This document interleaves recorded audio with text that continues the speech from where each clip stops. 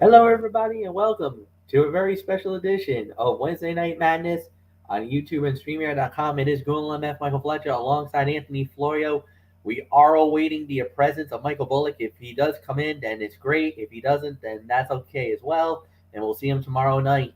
All right, guys, so here we go. We started it off with the Fatal Four Way for a Fatal Four Way elimination match to determine the new NXT Women's Tag Team Champions. So we had Kaden Carter and Katana Chance versus Valentina Feroz and Lucina Leon, Ivy Nile, and Tatum Paxley, and of course, uh, Toxic Attraction, Gigi Dolan, and JC Jane. When it was all said and done, the winners of the bout in 12 minutes and 9 seconds, and the new NXT Women's Tag Team Champions, Katana Chance and Kaden Carter. They won the tag team titles, and oh my goodness, if you started hearing some whooping and some craziness and somebody channeling the Daniel Bryan yes chant, it was coming from me, from my home. Oh my God, I cannot believe this just happened. It finally happened, man. 2 long years we've been waiting for this moment, and now it's finally happened. Katana and Kaden wins the tag team gold. The fans went nuts. Social media exploded in a good way, saying finally, they're the champions of the world. And it was an incredible match. Very well done by all the tag teams involved in the match. And for the first time ever, the NXT universe celebrated as one, and you could sense the relief. Finally, when this was Casey Catanzaro and Kaden Carter before they turned her into Katana, which I don't know why they did. I hope, you know what, I wish they'd go back to Casey, but whatever the case may be, they delivered on everything. They've been working so hard for this moment, and now the fruits of their labor has finally paid off.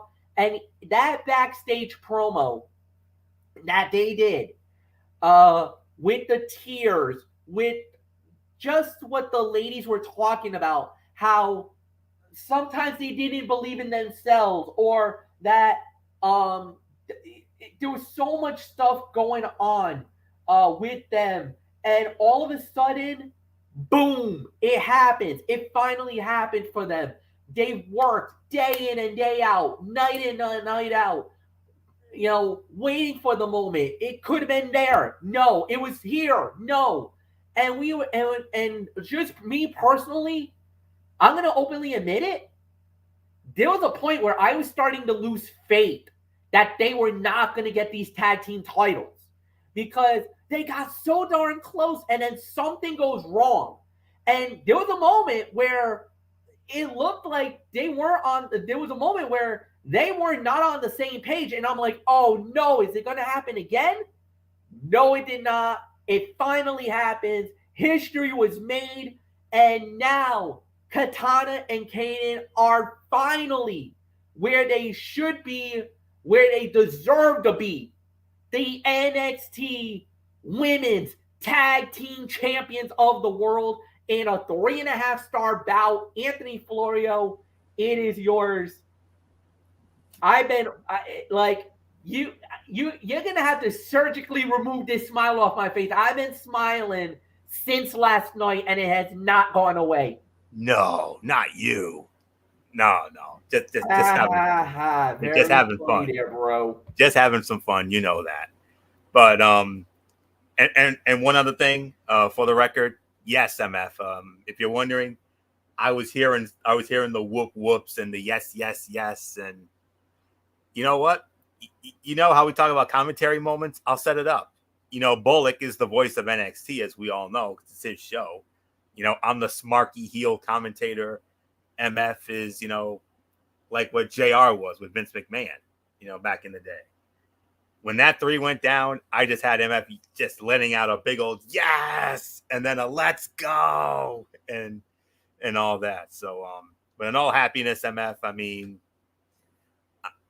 I heard you celebrating. I heard all those yeses. I could have sworn I heard a let's go from you too. But yep. I don't live too far from you, but I could hear it, just for the record. But all kidding aside, 3.5 stars for the match. I 100% agree.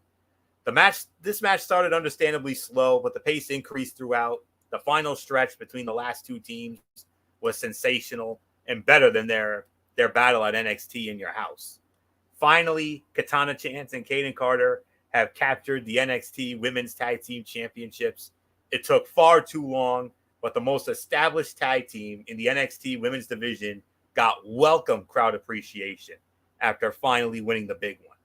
The NXT Women's Tag Team Division has enough talent to give Chance and Carter many exciting challengers going forward.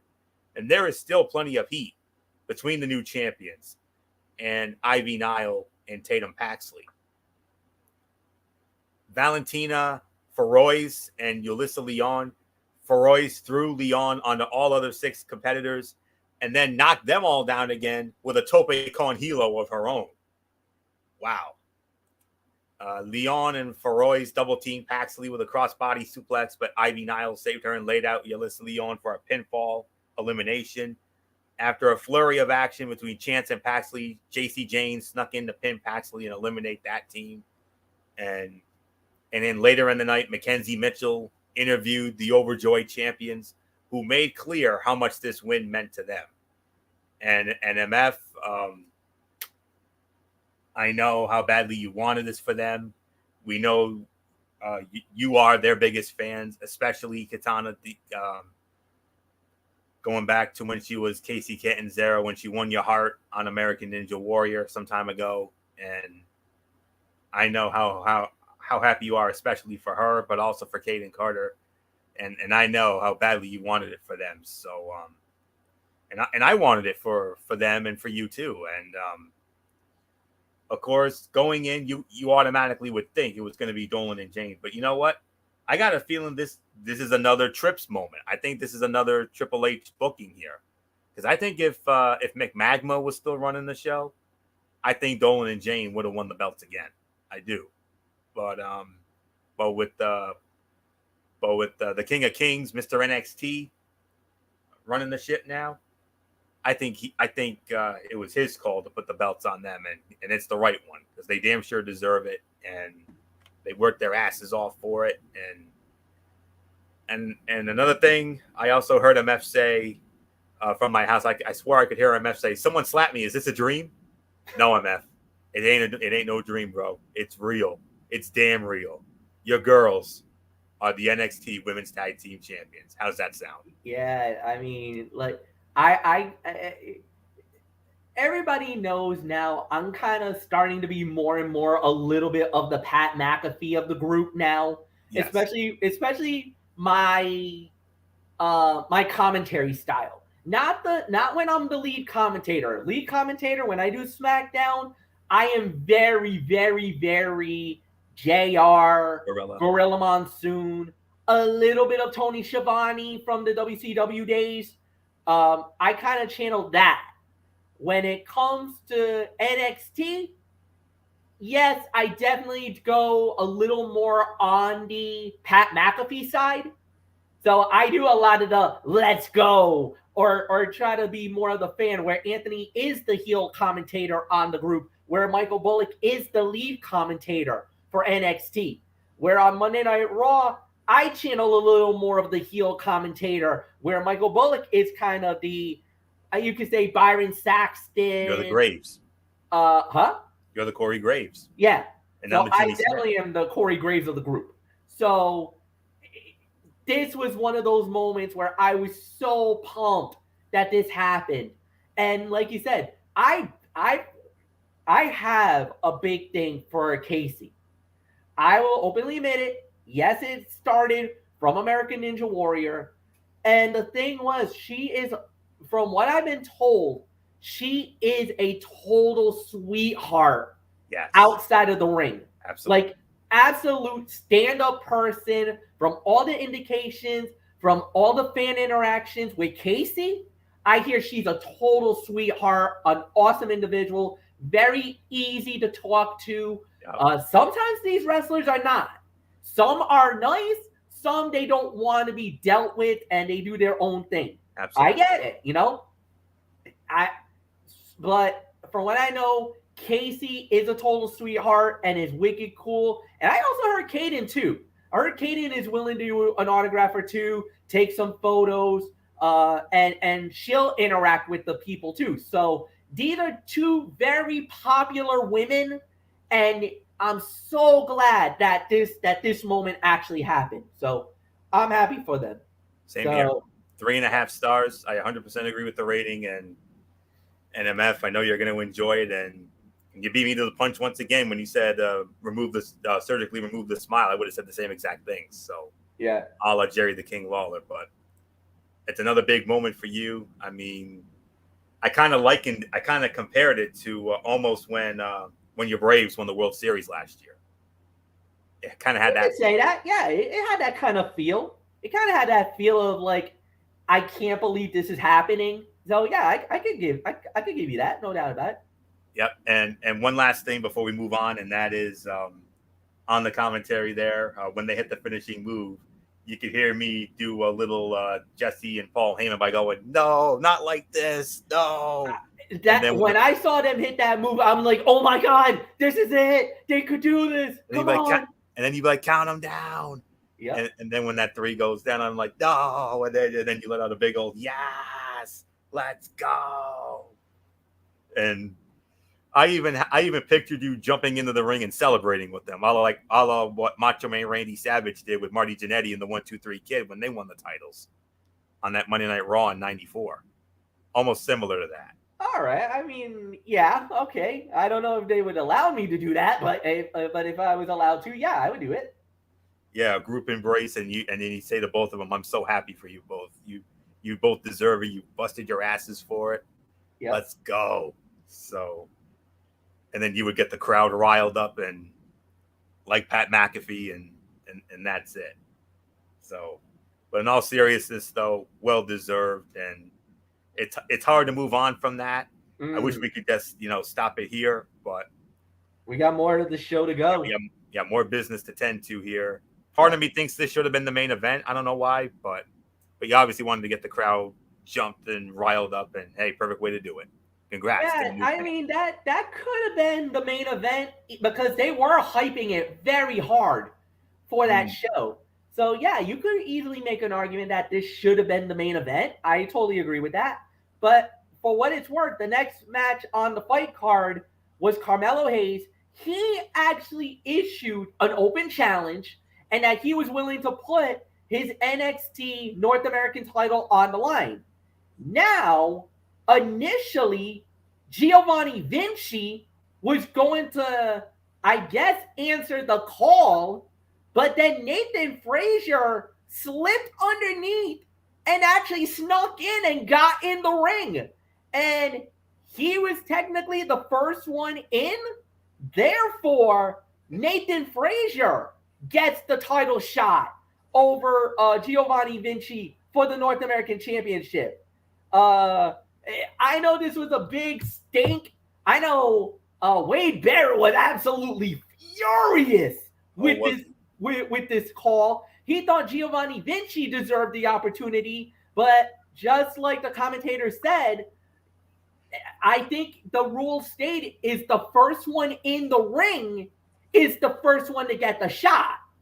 Therefore, Nathan Frazier got in. He got the title shot. Unfortunately for Nathan, he doesn't win the title. Carmelo Hayes successfully defends it in 5 minutes and 41 seconds. So, Anthony, I mean, Giovanni Vinci had literally the fight of the night a week ago, and we even made an argument for possibly NXT fight of the year. They were when he first came out, we're thinking, whoa, he's getting a shot at the NXT title? Yeah. Nope. Nathan Frazier sneaks in, and he gets the shot at the gold. That he did, but he came up short. Mm. Well, short match that was fun. You know how we say it. Fun. We say those three little words. Fun little sprint, and that's exactly what this was. 2.5 to 2.75 of a star. While this should have been twice as long as it was, these two made the most of their 5-minute window. Mello and Frazier are fast and athletic. When they need to sprint, they can do it without breaking a sweat. Mello versus Vinci was the more exciting matchup, but the story here made sense, and at some point, they will clash, perhaps on a bigger stage. Maybe Heat Wave, or whenever they do, a pay-per-view or whatever. Mello just had to put an end to his rivalry with the British high flyer Nathan Frazier first, and he did. Frazier grabbed both legs of Mello and pulled him hard into the buckle, and Vinci joined Vic Joseph and Wade Barrett on commentary until Frazier sent Mello into the table and spilled the Italians a little cappuccino, iced coffee, or whatever. It was a cappuccino, Florio. It's a cappuccino. Yeah, okay. In retaliation, he knocked the Brit off the top rope, setting him up to lose. But Mello wins, no surprise. 2.5, 2.75 of a star. And MF, the first 30 minutes or so of this show revolved around some of your favorites from NXT. First, your girls Katana and Kaden winning the women's tag titles, and we know you're not just high on them; you're also high on Carmelo Hayes. And oh yeah, this match last night showed why. 2.5, 2.75 of a star. I mean, I don't like the cockiness or the arrogance of the gimmick, but there is no denying that boy can wrestle, and he is going to be a megastar for years to come. Oh no, I love the whole package. I love the cockiness. I love the arrogance. I love the I'm better than you attitude. That's exactly what this guy is. And what his gimmick is without a doubt the most over individual in NXT today. Without a doubt, he is a superstar in the highest order. So no, I totally disagree with your thought on that. I will agree with the 2.5 stars, but you even said it. Great wrestler, great talent. I'll give you that, but he's more than that. He is the total package in NXT. No, he's not a Lex Luger level type guy because of the fact of the size and the stature. But man, if they really, really, really wanted to, this guy could be easily a bright young talent that could easily be an NXT champion. And then on the main roster, I could easily see him as an Intercontinental or United States heavyweight champion. I don't know if he's big enough or big time enough to be a WWE champion or a Universal champion. I don't think he's there, not at that level. But Intercontinental US, yes, definitely. No doubts in my mind he could be that kind of a champion. So with that said, we're just going to move right on along. All right. So with that said, we're going to move on to the next thing. We had a little bit of a promo thing between Braun Breaker and with JD McDonough as they were signing their contract for their Heat Wave match for the NXT Championship. After that, we had another match as it was, Anthony's girl, the NXT Women's Champion Mandy Rose going up against Saray. Mandy Rose wins the match in 5 minutes and 44 seconds. This was fine. This was quick. It was short. It proved a point. You want Mandy to remain strong. You want her to look good going into her title fight against Zoe Stark. By the way, I believe that match is also next week at Heatwave for the NXT Women's title. So you got that match on top. This was a fine story. They told a good story. Mandy looked good in the ring. Obviously, when you got the likes of Saray is a very good wrestler. So this was fine. It was fine for what it was worth. Anthony, I got no complaints here. This was about another 2.5 star match. I thought this was another fine little sprint. I thought they did really good with this. What was that time again? What, in 44 seconds? 5:44. 5:44. All right. Yes. Well, MF, you had your fun, with your girls coming out. This was when I had my fun with Mandy coming out. That's my girl. Everyone knows that. I've had the love affair with that one since Tough Enough. Oh, by the way, many moons ago. Um, all right. I'll give the 2.5 stars, but here's the thing, though. I'm going to be a little more constructive on the criticism here. Tell it like it is, like I always do. While Saray came in with some hype, she has struggled to deliver in NXT. Her lack of chemistry with most of her opponents extended to Mandy Rose, and this was a disjointed bout only helped by the crowd's interest in the action. Luckily, it was more of a squash than anything else. Rose has shown she can work stronger matches with various competitors, and there is still genuine hype for Mandy Rose versus Zoe Stark. It's not next week, it's the week after. It's in 2 weeks, the 16th. That's when the Heatwave show goes down. And Rose told off Gigi Dolan and JC Jane for failing to win the women's tag team titles and then decided to go out on her own. And I don't think there's anything to, I don't think we need to read any more into that, but I think it's a temporary thing, but there's still a unit. We all know that. But I'll give you the 2.5, but just a little more constructive on that criticism. And it's 2 weeks. It's Mandy Rose, Zoe Stark women's title match at Heat Wave, and I got this feeling that they're gonna strap Zoe Stark, but I could be wrong. You don't know. If it's not Zoe Stark, then who? I don't know. So we'll see. 2.5. MF next match. All right, then after that, we go into the next match. Well, okay, this will probably most likely be a throwaway, but A-Kid versus Duke Hudson. A-Kid wins the match in 2 minutes and 10 seconds. Oh my God, what an upset. And yes, guys, I will openly admit it. This is another Florio and Fletcher and Bullock commentary moment because, oh my God, did we have fun with this moment. Anthony Florio's like, no way. There's no way he held this down. He must have cheated. He must have. No. I know where you're going with it. I know where you're going with this. This was a Jesse Ventura moment on an early Saturday night's main event when Kogo Beware defeated Nikolai Volkov at the LA Sports Arena Thanksgiving weekend '86. When he got the win, Vince was like, yes, and then just like, oh, wait a minute. He must have held the trunks or something. There's no way he could have held down the big man for 3. And that's exactly what I would say. I'm like, wait a minute. He must have held the trunks or something. He must have pulled the tights or something. There's no way he could have held down Duke Hudson for 3. He did. He got him. What a victory. What an atrocity is more like it. Yeah. Oh, my goodness. So, I don't think there's much to talk about. This was definitely, unfortunately, by default, it's the worst fight of the night. But, oh, man. I mean, here's a story where A-Kid gets a moment. That's a moment that I don't think even McMahon or his guys would even given. Now that Triple H's is in control, and you notice there's a lot of hype and a lot of excitement for A-Kid. He's using it over, but the thing is, how much does this hurt Duke Hudson because of what happened?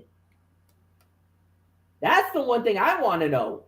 So, Anthony, I could say this was a dud. This is the worst fight of the night, and this is probably one of the rare times this is a swing and a miss on NXT. But it's yours. No, not really. On the contrary, I'm not really going to give it a dud on this. I'll give it 1 to 1.5 though, because it was a wild surprise of a match that really worked. I mean, the hot start booking threw it right into overdrive, and while it was not a lengthy bout, it was exactly what it needed to be. Yes, Axiom's gimmick will take some getting used to, NXT has done well building up his desire to be a hero, though through each performance in a way that is counter to how past superhero gimmicks have failed. Axiom versus Hudson is a feud that can help keep both men relevant for the next month. And Axiom ran at Hudson into the corner, right into a Uranagi, and then Axiom reversed the Razor's Edge into a Hurricanrana into the turnbuckle, and that's all there is to say on that. So I'm not going to give it a dud. I think it's deserving of at least 1.5.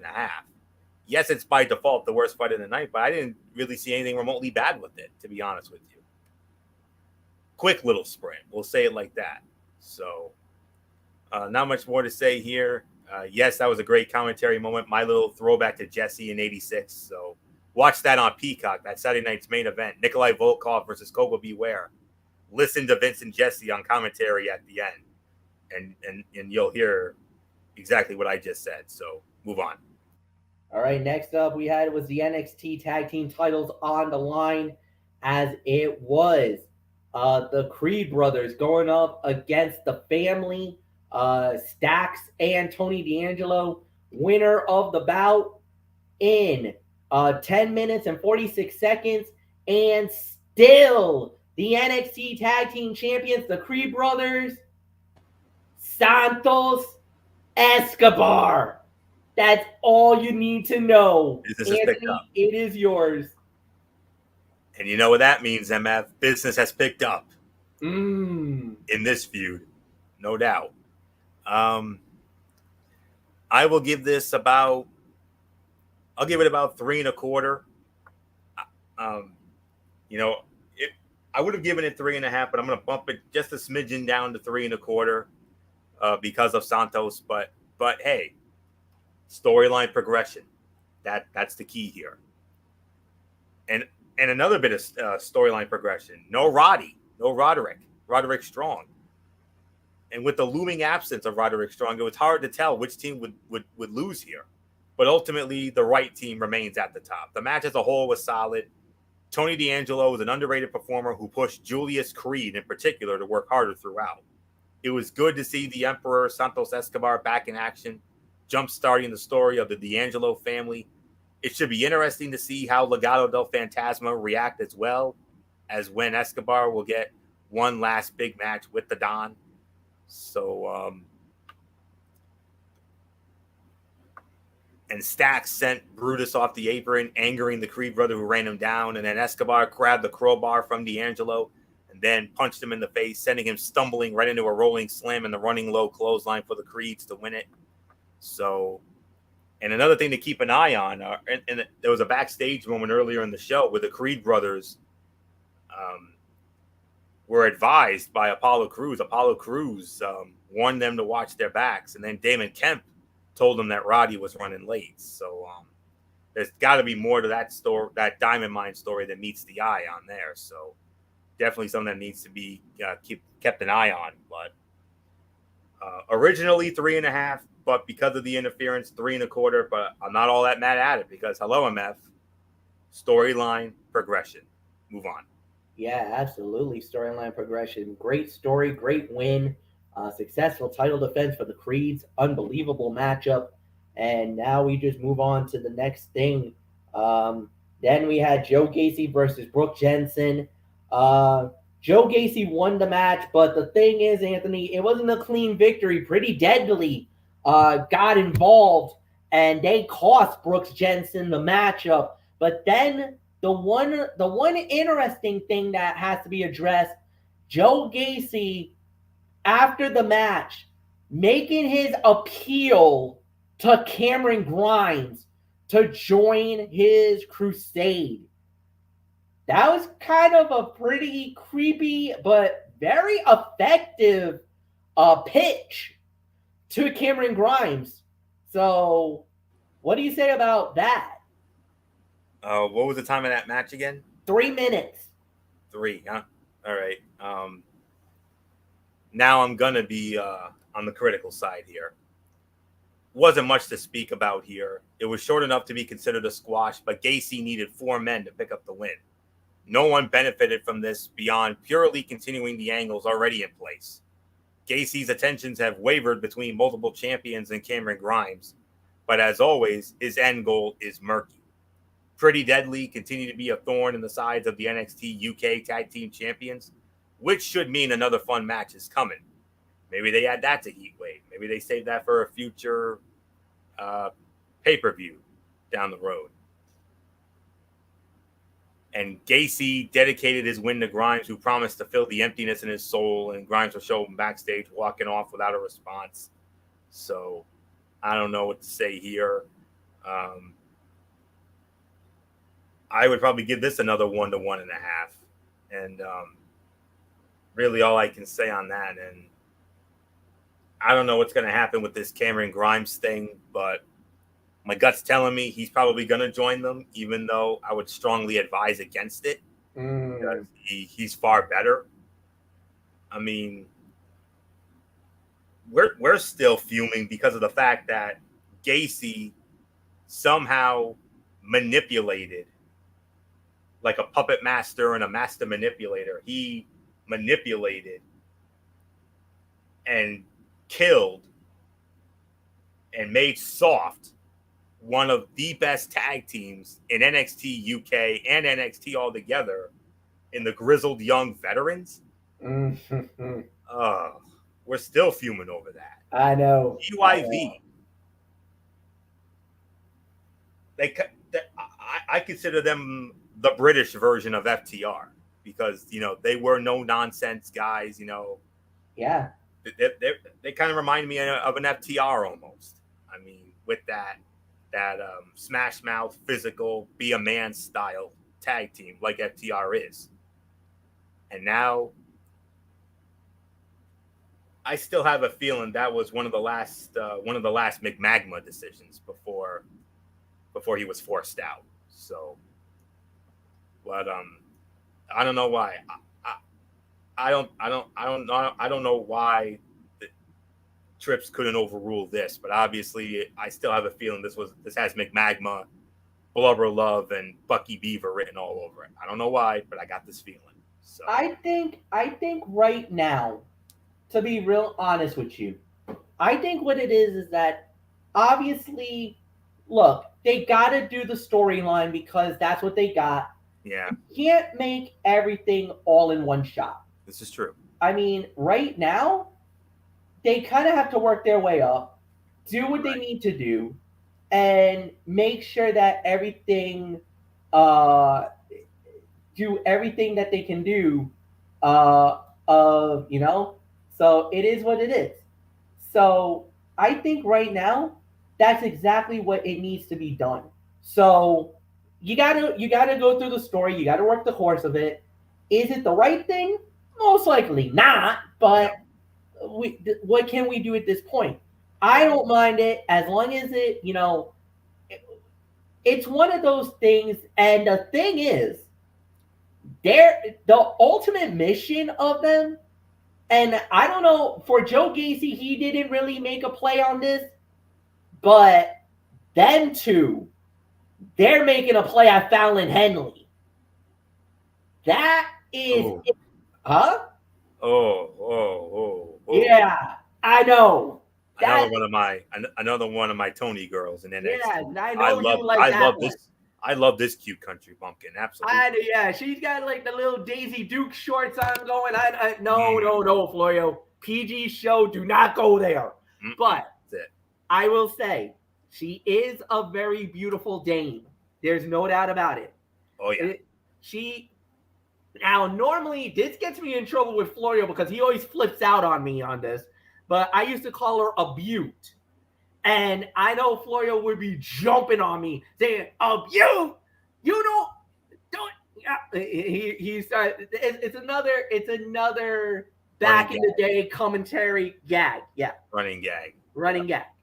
So it's definitely one of those. This is interesting because they're trying to make the play that Fallon Henley needs to be on the group. Now, Brooks Jansen and, of course, his partner in crime. Let's see. I'm sorry. I got my notes here. And Josh Briggs, they're protecting her. They're like, hey, wait, whoa, no. Get away. No, don't even think about it, boys. That's the last thing you want to do. So this is going to be very interesting to see down the line. Next up we had was Alba Fire versus Lash Legend. Alba Fire wins the match in 5:31. This was all right. This was solid. Another fun little sprint. I'm not going to disagree with this. You can make an argument maybe this was about another two and a quarter, because it was fine for what it was worth, but the outcome was never in doubt. Alba deserves the victory here. She gains momentum. Obviously, right now the top of the division is stacked, and I mean it's fully loaded. It's pretty loaded at the top. When you got Zoe Stark, the next challenger. After that, you can make an argument for Roxanne Perez, even though she's got to deal with Cora Jade. Cora Jade might have a shot down the line at the NXT Women's title. So there's at least 3 or 4 women at the top right now, but that next layer, that next level of competitors to get the title shot, Alba Fire is right there. She's in that second tier. She's basically at the top of the second tier of basically the next crop for championship competitors. So it was a solid match. Anthony, it's yours.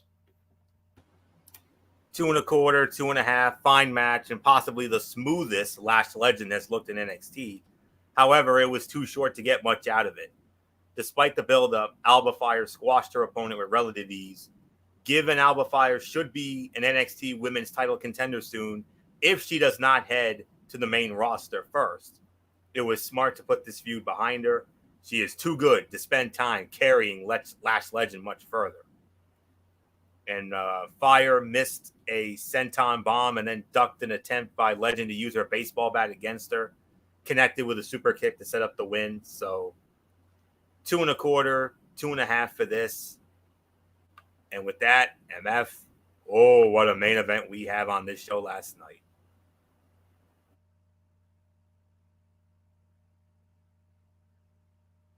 All right, yeah, we do. What a main event indeed. As it was Solo Sikoa going up against hold on. Sorry, it just backed me out for some reason. Solo Sikoa, he went up against Von Wagner, falls count anywhere. Solo Sikoa wins the main event. He wins the matchup 12 minutes and 33 seconds. Anthony Florio, it is yours. Without a doubt, this was the fight of the night. I'm going to give this 3 3/4, teetering on 4 stars. And I'll say it like this. Von Wagner is one of NXT's best big men in the ring, and Solo Sikoa works like a veteran. The pairing was always going to work, and the stipulation guaranteed a memorable encounter. It was a wild fight that showcased all the talent involved. Sikoa needed the win more, and setting him up as the likely next major, not only the next major challenger for Carmelo Hayes, I also think he's got a real legitimate chance to dethrone the A champion in their next fight. No doubt about it. Wagner smacked Sikoa repeatedly with a steel chair and then set up a pair of chairs for a body slam. Sikoa responded with a Samoan drop through that very unique ringside announce table. Sikoa pushed Mello into the backseat of his car while he and Trick Williams were chatting up the ladies in the parking lot. And then Wagner threw Sikoa into the dumpster, but the street champion popped right back out. And that's not the first time we're going to be talking about dumpsters tonight. Oh, no. Oh, no. But there's a lot more history with that one. And we're going to take a very fun trip down memory lane, if you know what I mean, professor style. So be forewarned and stay tuned. But nonetheless, 3 3/4, 4 stars, fight of the night. It started a little slow because it was in the ring for a lot. Wagner was trying to keep it in the ring for as long as he could. But once they finally lived up to the stipulation, then it became hella fun. And that last spot at the end, that did it. So 3 3/4, 4 stars, fight of the night. MF, you better hope that this guy doesn't get anywhere near your boy Carmelo Hayes, because if he gets a shot at Carmelo Hayes, bada bing, bada boom, there's your next North American champion. I'm calling it. I can't disagree with that call either. I can't. I can't make much of an argument there. So yeah, this was about about 3.5, 3 3/4. Not about a solid main event. Excellent work, incredible match. Nothing more to add. Final overall rating 7 to 7.5. I thought it was a solid show. It felt like a comfortable 2+ hours of NXT. There was only one bad match the whole night. Even the promo segments, even though we were talking about it, some promo segments were done in the show tonight, especially Roxanne Perez doing her backstage thing, setting up for her and Cora Jade. I thought that was beautifully done. I thought a lot of the body of work of the women and everybody involved was really good. One bad match the whole night. It felt like a very comfortable 2 hours of programming last night. And again, NXT now under the leadership of Triple H, you are noticing a difference between the way that McMahon and his guys were running it and the way Triple H and his guys are running it. It feels more fluid. It feels more polished. It looks more better. The look of it, the feel of it. I am loving NXT 2.0 now. Now, for the last 2 weeks in a row, enjoyable shows. There has been no dumpster fires at all since Triple H has taken over. And now there's the rumor about maybe them going back to that black and gold attitude brand. If they go back there, oh my God, look the hell out. It's over. It'll be over. It would be on. So it would be on like Donkey Kong. So that's all I'm just going to say about that. So nothing more to say. Anthony Florio, 7 to 7.5. And 2 weeks in a row, NXT has delivered. Yeah. As we say, work in progress, slowly but surely. There are still a few things, a couple things here and there that rub me the wrong way, like when 2.0 first started. But, it is slowly getting better. Still needs a little work, but it's getting there. They're starting to turn that corner a little bit. They're starting to. They haven't fully turned it yet, but they're turning it. 7.5. I 100% agree. Main event I felt was the fight of the night. That women's 4-way for the tag titles, that was the second best fight of the night. Great moment seeing Katana Chance and Kaden Carter finally winning the big one, finally becoming tag team champions, which they should have been a long damn time ago. But, hey, better late than never, as the old saying goes. So at least they're the champs now, and they've got a bevy of challengers they can work with. I think Niall and Paxley are going to be the first challengers. We'll see how that goes, if that's the case. So we'll see what happens. Nice storyline progression, and we'll see about next week. We'll see about next week. So, and then after, which is my birthday. Oh, by the way, that'll be on my birthday. So on Tuesday night, and then of course the big show, Heat Wave. I'm getting an optimistic feeling about the Heat Wave show, because those special shows, they treat them like takeovers, whether it's on the USA Network or on pay-per-view, Peacock, what have you. They usually deliver. So I got a good feeling about it. So we'll see. So 7.5. And now, MF, let's move on to what was, to the surprise of none of us, another amazing and great edition of AEW Dynamite. Those 2 hours flew by real quick. Yeah, no doubt about it. So we started it off with Jay Lethal versus Orange Cassidy. Jay Lethal wins the match in 12 minutes and 33 seconds. Solid opener. Good matchup, good fight, enjoyable action. Of course, they then cut of the promo after the match where Jay Lethal wanted Wardlow and wanted him for the TNT Championship. Wardlow's like, anytime, any place, anywhere. Don't worry, I'll beat your ass. Well, we're gonna get it this Saturday night for a special AEW event fight, battle for the belts 3.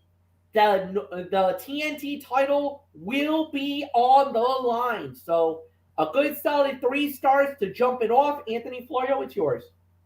You went a little too fast. What was that time of the fall? 12 minutes and 33 seconds. 12:33. All right. Yeah, right there with you once again. 3 to 3.25 stars for this. The match and everything that followed was merely a setup for Wardlow versus Lethal at Battle of the Belts 3 on Saturday night. And while the latter is a great in-ring performer who can work with Wardlow to further develop the big man's in-ring game, it came at the expense of a red-hot Orange Cassidy. The laid-back babyface has been delivering the best work of late and did so again here, even breaking character to really put over how damaged his knee was. He is infinitely more interesting and over than Jay Lethal at this point. This feels like a booking misstep that could have been prevented by putting Lethal in there with someone else. Like maybe one of the other best friends, maybe. I don't know. But and Tony Schiavone revealed earlier that this was the first one-on-one meeting between Cassidy and Lethal. And Lethal took his time crawling up the ramp, even getting Cassidy to exhibit some emotion before revealing it was a ploy to bring about the emergence of Singh from the locker room. Best friends entered the arena, the former Trent Beretta and Chuck Taylor on each other's shoulders in an attempt to equal Singh's height. And Cassidy screamed, "Get him off, Christ," as his opponent continued to focus his attack on his knee beyond the rope break. Little mic slip there. But other than that, I'll give this about 3.25 stars for the effort. And great. A nice solid way to start off what was another exciting edition of Dynamite tonight from the Ohio State University, Schottenstein Arena there. So, yeah. So, not much more to say. MF, one of the rare times that we addressed an in-ring segment because, business picked up in this segment. Boy, howdy.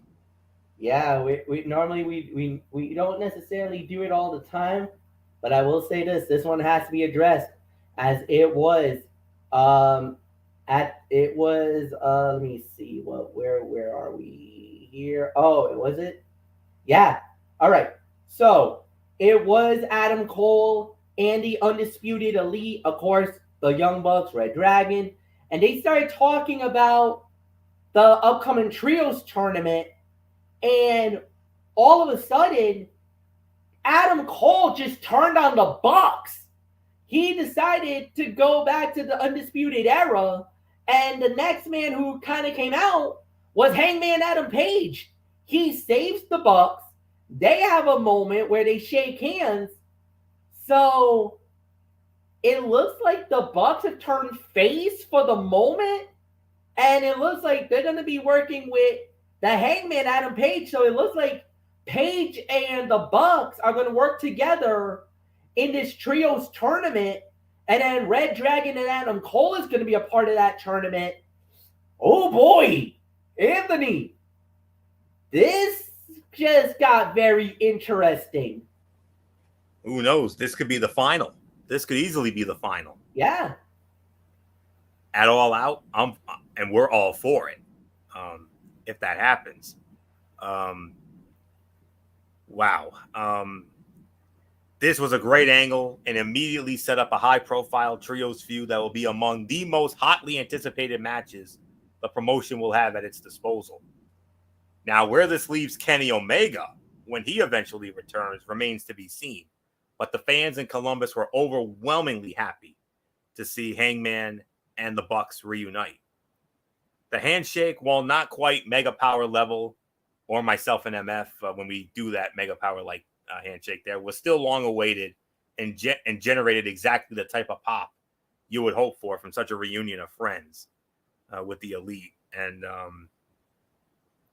And let's not forget, there's history here.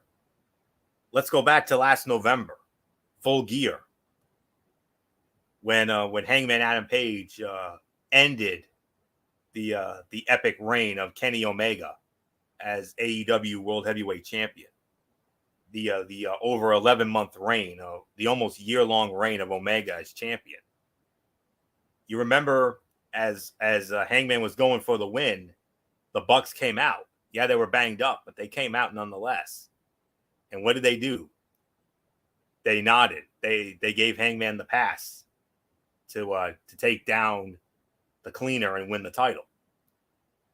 I wonder if this is his way of paying them back. Maybe some foreshadowing. I don't know. But that's just something to think about there. But fantastic segment, and sign me up for whenever they do this match, because when they do, this has 5 written all over it very, very easily. And it could easily be a match of the year contender as well, if it happens.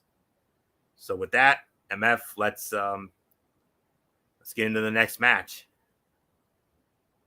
It was Dr. Britt Baker, DMD, and Jamie Hayter going up against Thunderstorm, Tony Storm, and Thunder Rosa. And when it was all said and done, Hayter and Baker wins the match in 12 minutes and 33 seconds. So, Anthony, it's yours. I got to give this 3.5 stars. I mean, wow. I'll tell you what, man. I mean, this was, you got to consider this somewhat of a sleeper fight of the night here. I mean, it's another one of those manifested stories that was understated from the get-go, but will likely be intensified to support creative direction. With that said, Jamie Hayter has been one of the breakout stars of the last year and is more than ready to challenge Thunder Rosa for the title. And oh, by the way, she's going to do just that. Saturday night, Battle of the Belts 3. Jamie Hayter is going to have the biggest match of her career. She's going to challenge Thunder Rosa for the women's title. That's now been added to Saturday night. So, oh boy. If there is an intent to split Hayter and Dr. Britt Baker, giving her an opportunity to claim the Good Doctor's title is a great start. The match itself was damn good, and the crowd in Columbus accentuated the above-average action with an action-packed match that could have gone either way. Great stuff, and it probably would not be a bad thing to either revisit this or at the least book a 4-way down the road somewhere. The hot tag to Tony Storm was great and was enhanced by the crowd's reaction to everything the women were doing at that point. There was clear jubilation on the face of Jamie Hayter, who has not had the opportunity to score significant wins of this type thus far in her AEW run. This was a signature win and hopefully the start of something special for her. Hey, she's getting a title shot, man. She's getting a shot at the title, the women's title on Saturday night. Is she going to win? I don't think so. I don't think she's quite there yet. I think they're going to want to keep it on Rosa a little bit longer. I'm not going to be mad at that whatsoever. She's a very deserving of that title since winning it back in March from the Good Doctor in the cage in San Antonio. But one of these days, I do believe Jamie Hayter will be a future women's champion. Yeah, no doubt. She gets her shot Saturday night, MF. But I think she's going to come up just a smidgen short. So give her a hell of a try, but she's going to come up short. 3.5 for the effort. Great match. One of the better women's matches we've had in some time. But then again, MF, look at the 4 talent in the ring and look at the action they gave us tonight. Wow. Yeah, you heard you were hearing the chants of "This is awesome." That pretty much sums up the whole story. There's really nothing more for us to add here. So Powerhouse Hobbs versus Ren Jones. Powerhouse Hobbs wins in 52 seconds. Move on. Then we have Christian Cage versus Matt Hardy. Christian Cage wins in 11 minutes. Fine. It was a good match. This was another 3-star bout. I mean, it was well done by both men. It wasn't the classic that we were looking for, but it did tell a good story. It was a good storyline. It was an excellent, fine wrestling match. So for me, it was good enough for me. And Anthony, I give it to you. 3 stars, 11 minutes. Yeah, 3 stars. Match was solid, if unspectacular. Truth be told, Christian Cage and Matt Hardy can probably have a good television match with their eyes closed. and one arm tied behind their backs, but that is by no means an invite or challenge to try. Matt Hardy is looking his age more and more every day, and while he still has it in condensed matches like this, he probably should not be counted on to compete every week. Cage suckered Hardy into an eye rake in an attempt to put him through the aforementioned table. After and that's really the one lone highlight out of this. The feud between Christian Cage and Jungle Boy is money, and the latter is going to be an even bigger star than he already is, assuming those in power resist the urge to put the heel over. I think that's going to be all out. I think we're going to get Christian and Jungle Boy. I think Jungle Boy is going to win, and then maybe he'll start. Maybe it'll be the start of bigger and better things for that young man, which I hope it is. So 3 stars. I mean, obviously nowhere near the level of the matches they had 20 years ago, obviously, because of, they're both up there in age. They're both well into their 40s. And insert your AARP jokes in here.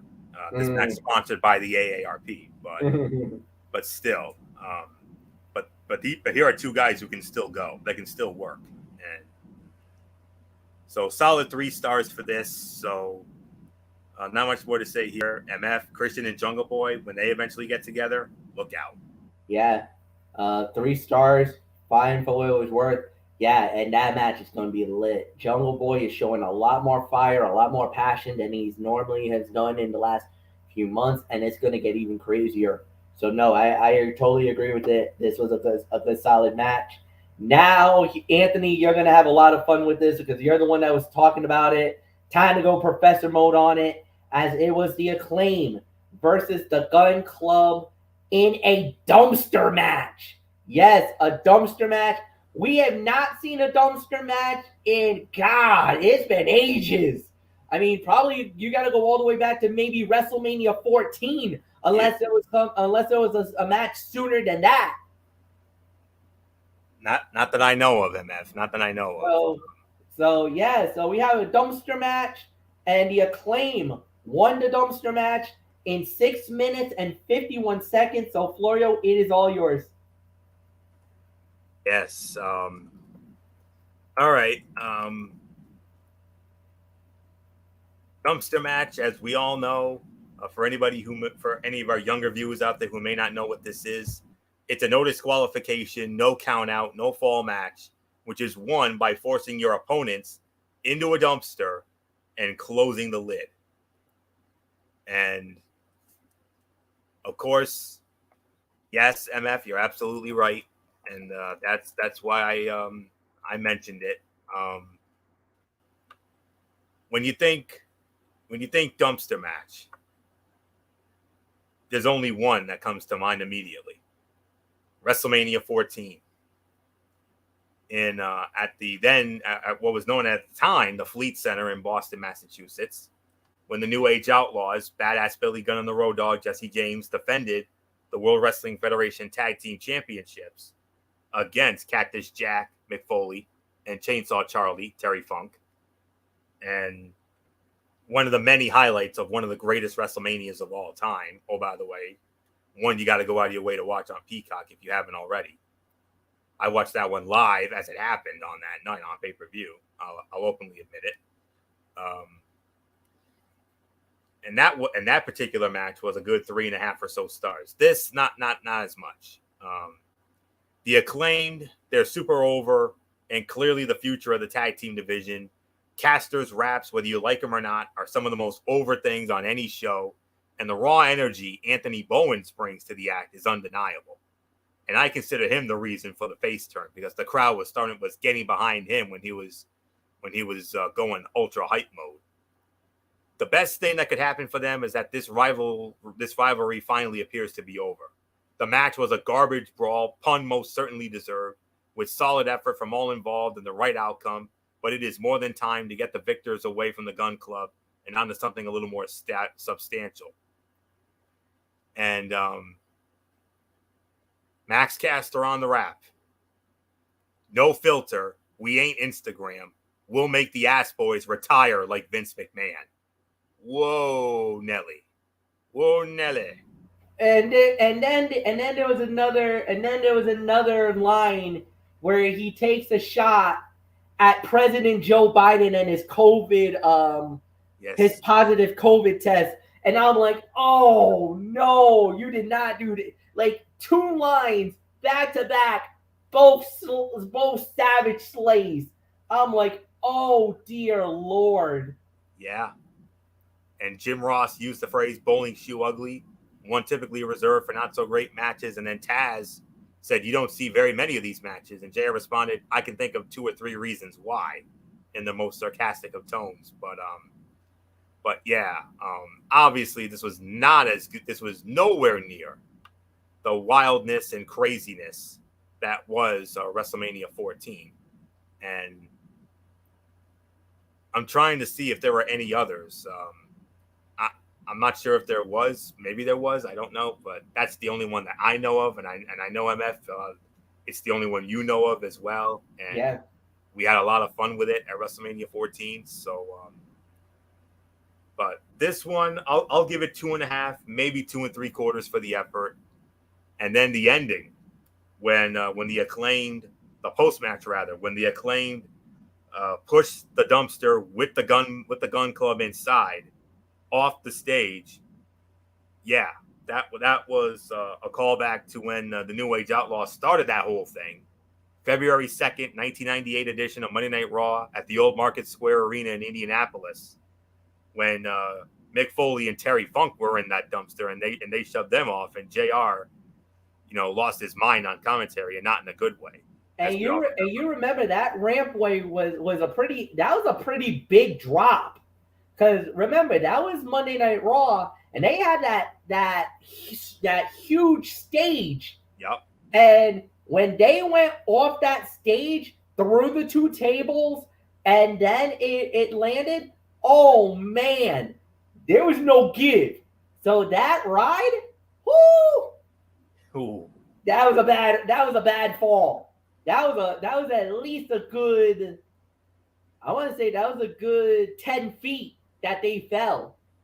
Yeah, But, February 2nd, 1998, Monday Night Raw at the old legendary Market Square Arena in Indianapolis, which set up the dumpster match for WrestleMania 14. mm-hmm. So, which Mick Foley and Terry Funk won the titles.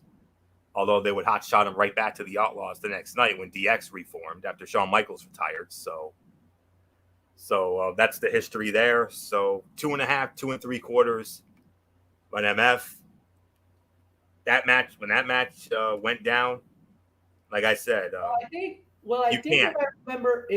remember the story around that. I think the New Age Outlaws actually complained because that was not a regulation dumpster. Not the dumpster that they got thrown into was supposedly in their minds illegal because that wasn't the dumpster that they were using during the match. Therefore, that's why they thought that the title match should have been null and void, if I remember correctly. Well, I remember they filed a grievance over that. Actually, I stand corrected, MF. There actually has been another dumpster match. There have actually been a couple other dumpster matches since then. Although I don't quite recall this match being a dumpster match. Maybe you do. X-Pac and Road Dogg versus the Dudley Boys, 2000 King of the Ring. I thought that was a tables match. I don't think that was a dumpster match, or was it?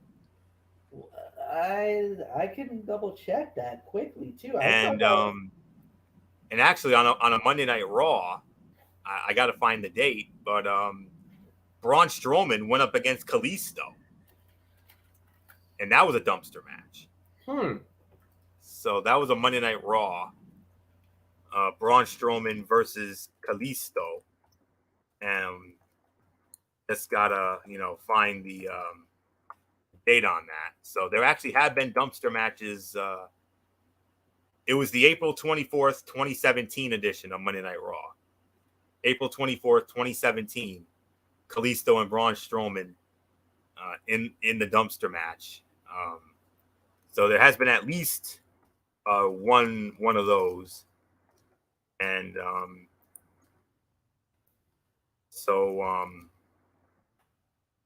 That's pretty much what I can remember.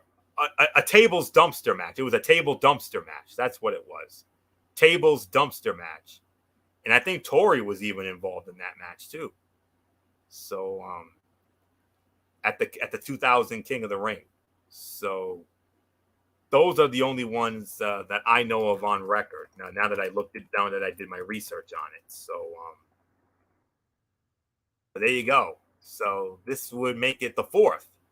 This is only the fourth dumpster match. It's the first in AEW, but it's the fourth overall. It was a handicap tables dumpster match. X-Pac, Road Dogg, and Tori versus the Dudley Boys, King of the Ring 2000. And the last one before tonight, April 24th, 2017, Monday Night Raw, Braun Strowman versus Kalisto. So this is actually the fourth overall dumpster match in the history of professional wrestling. Of course, the inaugural one was far and away the most entertaining, but 2.5, 2 3/4. So MF, there's your professor moment for the night. And oh boy, Bullock, you got a lot of catching up to do, homie.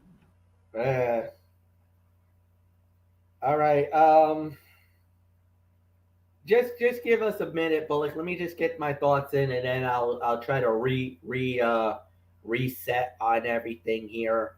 No worries, Fletch. Take your time, my friend. All right, because we only got 2 matches left, actually, guys. So we'll do this. Let us get through the final 2 matches, and then Bullock we'll get you all caught up. One more. Yeah, that's what I said. There's only 2 matches left that we need to recap. We got this one, and then the main event. So yeah, we'll do this. Take your friend. Yeah. So it was a good match. It was a solid battle. It was a good tag team match. So I'll give it about 2.5 to 2 3/4. Main event was Wheeler Yuta versus Chris Jericho. Chris Jericho wins the match in 12 minutes and 31 seconds. Solid main event. Very good match. I could give this easily 3.5 stars. So Anthony, it's all yours. Yeah, 3.5 stars for the main event. No surprise with the outcome. Good, hard-fought match that properly showcased Yuta while giving Jericho the predictable win. It was clear the longer the match went on that Yuta probably could have wrestled circles around Jericho at this point. But the artist formerly known as Lionheart did a great job of slowing him down and working a more methodical match. Then he won the match fair and square without an abundance of cheating, was a nice touch, and put over Jericho as a real threat to take the interim world title from Jon Moxley. Don't expect that to happen, but at least the booking has been strong ahead of that title bout. And with Parker and Menard accompanying the Wizard, Ring of Honor World Champion Claudio Castagnoli hit the ring in support of his Blackpool Combat Club brethren Yuta. Referee Aubrey Edwards tossed the former 2.0, banning him from ringside and preventing any cheating on Jericho's behalf. And Jericho said, "I'm going to stretch the bleep out of you," to Jon Moxley ahead of their title bout next week. And we're going to get the Lionheart. MF, you know this guy. You know the Lionheart. So, Moxley, be careful what you wish for. That's all I can say on that. I best know him when he started in WCW in the 90s. So, oh boy. So, 3.5 stars. MF, do I just give it back to you? Yeah, just give it back to me. It was 3.5 stars, no doubt about it. Solid main event. Really nothing more to add. So, Anthony, give us a quick thought on the overall review, and then I'm going to give Bullock everything. He's going to go on a one shot. Absolutely.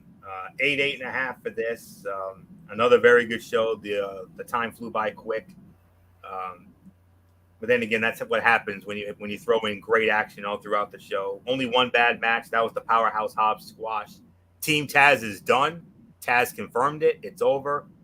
The other 3 guys are going to go on their own. And Taz obviously now being transitioned into a permanent full-time commentator, which we're all more than fine with because he's always done a great job on commentary no matter where he's worked. So it's a welcome addition to that group. So that's all I can say there. So all the matches were solid to good to great, and exciting content coming from them. So I can't wait to see it, especially next week. So not much more to say. 8.5 MF. Your thoughts, and then major catch-up time for Mr. Bullock. Yeah, eight and a half, no doubt about it. I really got nothing more to add. So Bullock, welcome to the party. Here we go, man. It's all on you now. We started off with the fatal four-way elimination match for the NXT Women's Tag Team titles. When it was all said and done, Kaden Carter and Katana Chance wins the titles. The final time was at 12 minutes and 9 seconds.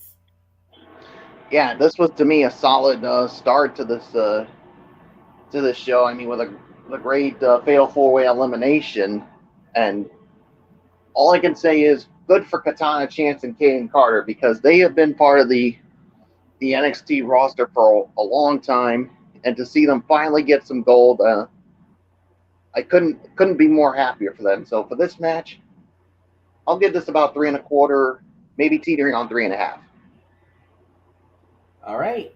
Next up, we had was Carmelo Hayes. He went up against Nathan Frazier for the North American title. Carmelo Hayes successfully defended the title at 541. I'll give this about maybe 1.5 to 2 on this one. I mean, it was a fine match, but it could have done a little more. But you obviously want to continue to showcase Carmelo Hayes and show why he is a dominant champion. Why, of course, you Fletch are so high on this guy, and can't say I blame you for that. So yeah, so there's nothing more for me to add on this one. Yeah, Mandy Rose against Saray. Mandy Rose wins the match at 5 minutes and 44 seconds. I'll get another 1.5 to 2 for the effort here. I mean, obviously, I mean, you want to continue to build heat on Mandy Rose, and obviously, she tried to take out Saray with that chair, of course, on that knee, but basically, Zoe Stark making the save here. All right. Next up, we had on the fight card, we had Duke Hudson versus A-Kid, or Axum, as Anthony was called. It is Axum. And he defeats Duke Hudson in 2 minutes and 10 seconds. Yeah, I mean, this was obviously a short match here, so I'll actually give it about maybe 1 for the effort here, so it's yours. Creed Brothers versus Tony D'Angelo and Channing Stack Lorenzo for the NXT Tag Team titles. And it was the Creed Brothers successfully defending it in 10 minutes and 46 seconds. Yeah, I'll give it about maybe 3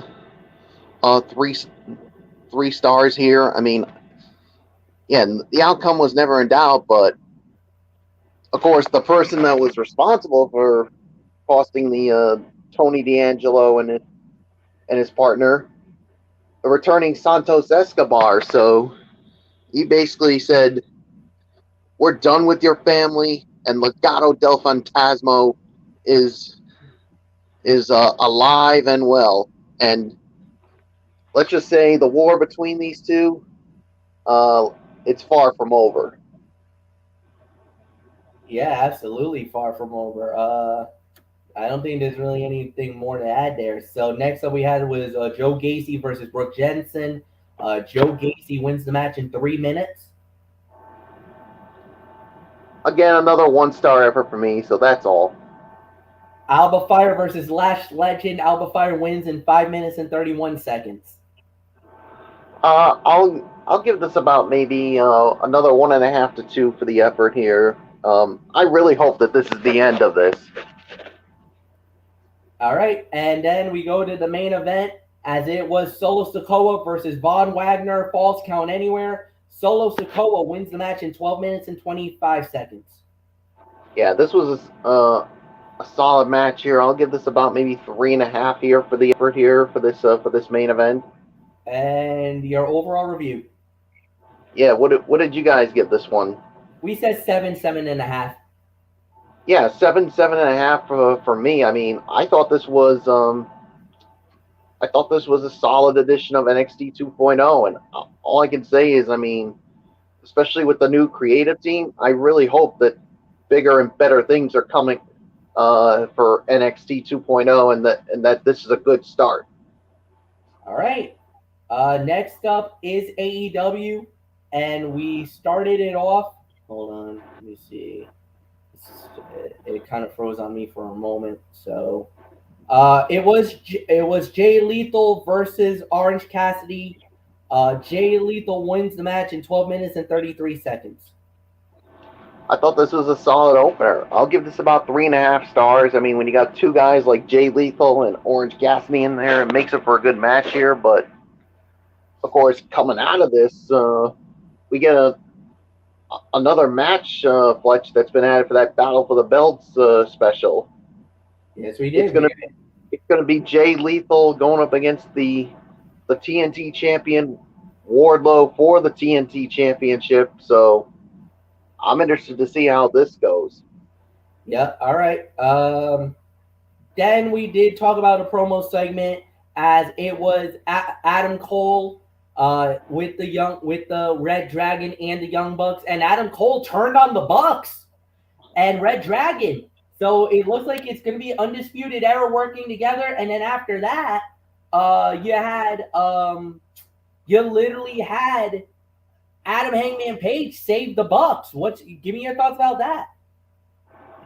Yeah, I mean, obviously, this came as a shock to everybody. I mean, we all thought that the Undisputed Elite was they were back and strong, but I don't know about you, Fletch, but I think this was all a ruse by. I think Adam Cole set up the Young Bucks here, and unfortunately, the Bucks took the bait on this one, and they get parley-vooed by Adam Cole and the Red Dragon, and even that idiot Brandon Cutler got taken out too. I'm like, what the hell is going on here? And yeah, Adam Hangman Page makes the save. I mean, and you even said it on your post, Fletch. I mean, we thought this was going to be Kenny Omega, but obviously this is maybe. I mean, we're still waiting on that. I mean, he's expected to return soon. We just don't know when. So yeah, but obviously this is going to lead to a trios match with Adam Cole, Kyle O'Reilly, and Bobby Fish against the Young Bucks and Adam Hangman Page. All right. With that said, we do indeed move on here. Next up, we had was Dr. Britt Baker and Jamie Hayter. They went up against Thunder Rosa and Tony Storm, and it was Jamie Hayter and Britt Baker winning the match in 12 minutes and 33 seconds. Yeah, this was a statement win here for Dr. Britt Baker and Jamie Hayter, and yeah, and who knows? I mean, with this victory, could this mean that Dr. Britt Baker is back in the title picture? Actually, I think more Jamie Hayter than Britt Baker. I think Hayter might have put herself in a title shot. Yeah, I mean, but the thing is, Hayter got the winning fall. Yeah, but the thing is, Fletch, I mean, how will Dr. Britt Baker, will she actually let Jamie Hayter get this opportunity, or will she be like, no, honey, this is my shot, because I lost the title to Miss Thunder Rosa, and if there's anybody that's going to take the title from her, it's going to be me. I mean, come on. I mean, we all know Dr. Britt Baker's ego. I mean, yeah. Fair enough. I mean, yeah, that's just my personal opinion. I mean, would I love to see Jamie Hayter get a shot at the title? Absolutely, I do. But I just got this funny feeling that somehow Britt Baker's going to find her way towards a shot at the title. Just my personal opinion. All right. Well said. Next up we had was Powerhouse Hobbs versus Ren Jones. Powerhouse Hobbs wins in 52 seconds. We did not talk about that match, so you don't have to. Matt Hardy versus Christian Cage. Christian Cage wins the match in 11 minutes. Yeah, this was another solid match here. I mean, it's so on to see Matt Hardy and Christian Cage once again go, because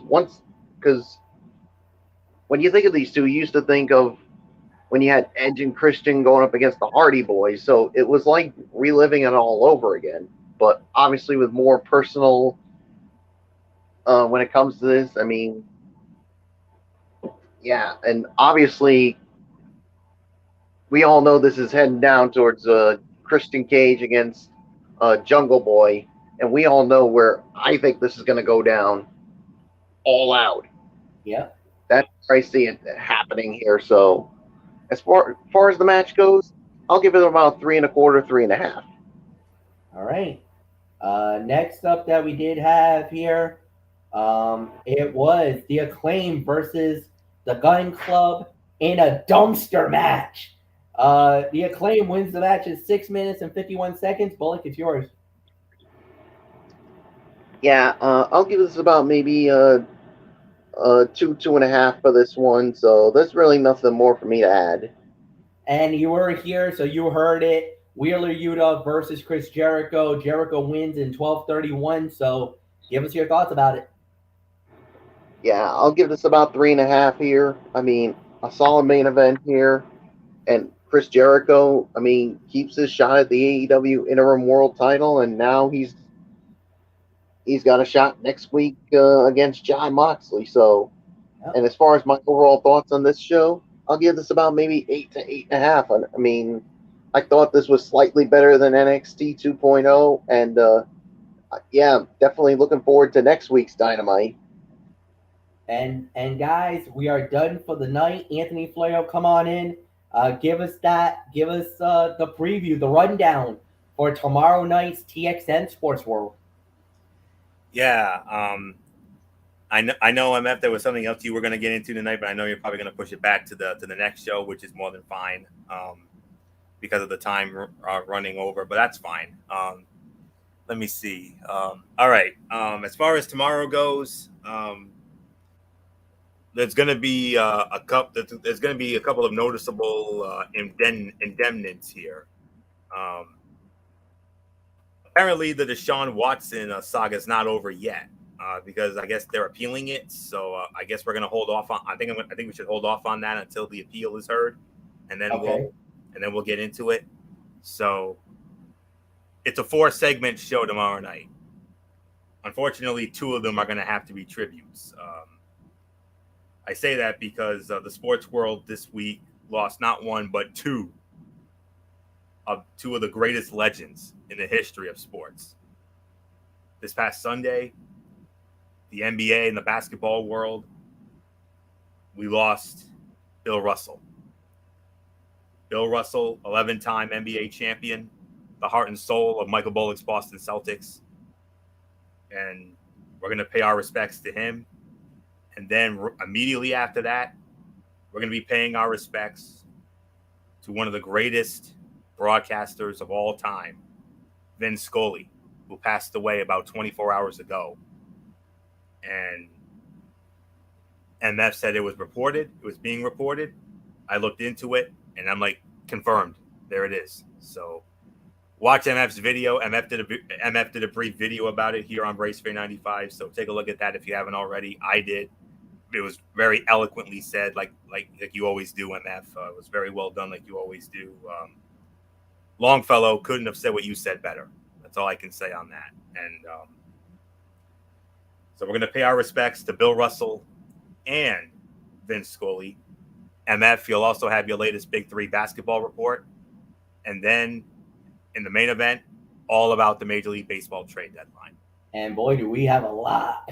Do we got a lot when it comes to the. We thought it was going to be a little light and maybe a little easy. Oh no! Let's just say trade deadline day literally turned out to be pretty chaotic, and there was some good ones. They saved the best for last. You just gave me the ammo for this when I say, in the immortal words of Rocco from Rocco's Minor Life, trading day can be a very dangerous day. And it was a dangerous day. So, yeah, trade deadline day is a very dangerous day. Yes, indeed, Rocco. So that's all I can say on that. So tomorrow night, 10 p.m., TXN Sports World, Tone 25. We pay our respects to Bill Russell and Vince Scully. MF's latest Big 3 basketball report, and then MLB trade deadline. Bada boom, that's it.